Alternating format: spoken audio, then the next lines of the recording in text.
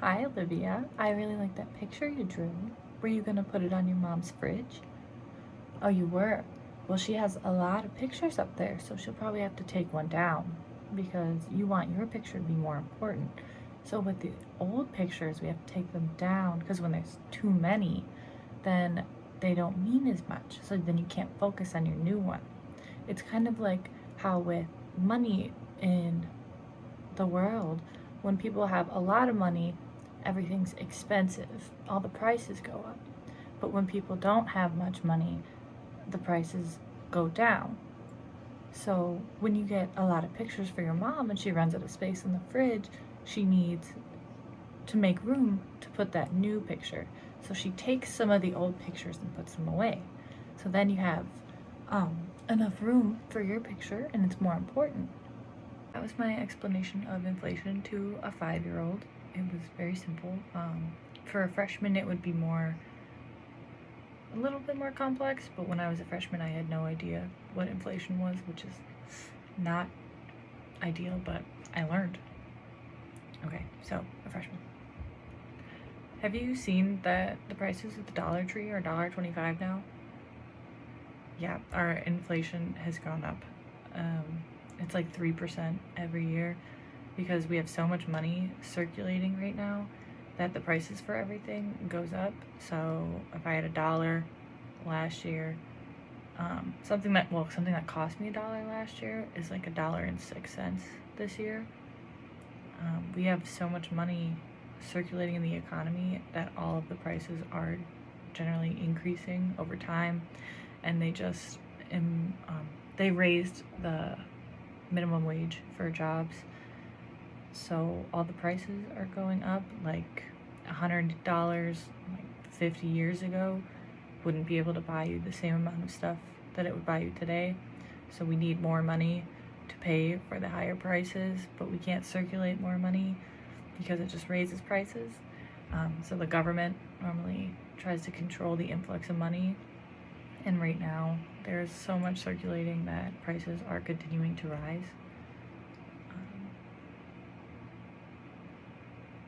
That was my explanation to a freshman. A time traveler. Okay.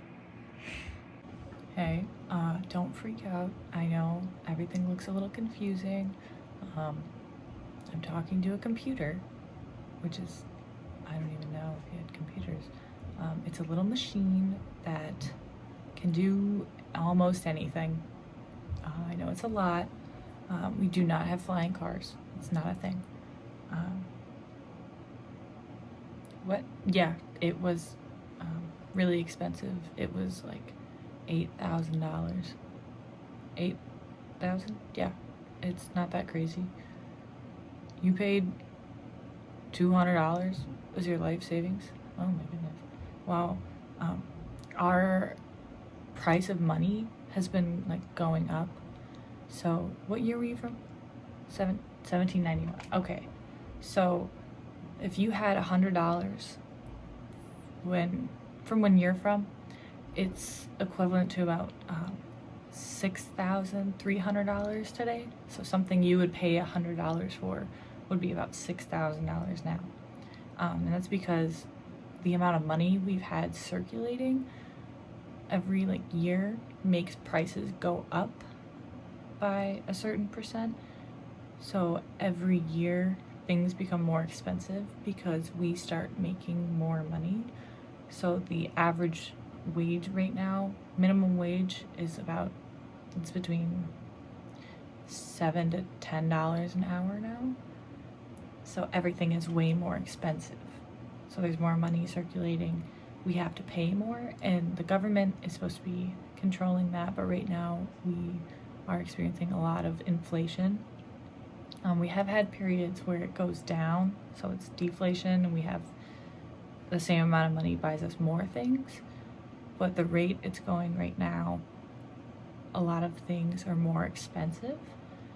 I know that's a lot to take in all at once, but my computer was the equivalent to about $100 for you. I know it's a lot, but we have more sources of income and more jobs and just a lot more money going around. So that was my explanation to a time traveler. I tried to be like empathetic and listen and make sure they weren't too scared.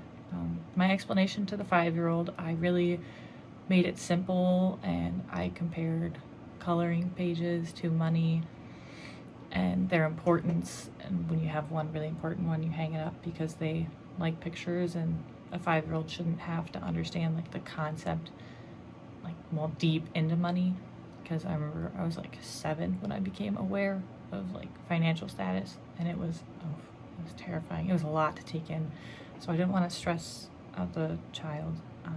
The freshmen, I assume they knew a little bit about what was going on, but when I was a freshman, I had no idea how inflation worked. I'm like, why don't we just print more money? Yeah, I know it's a little bad, but so I tried to explain to them why we can't just print more money, because the prices would just go up. And I tried to make it easy to understand, because it took me 3 weeks to understand how inflation works.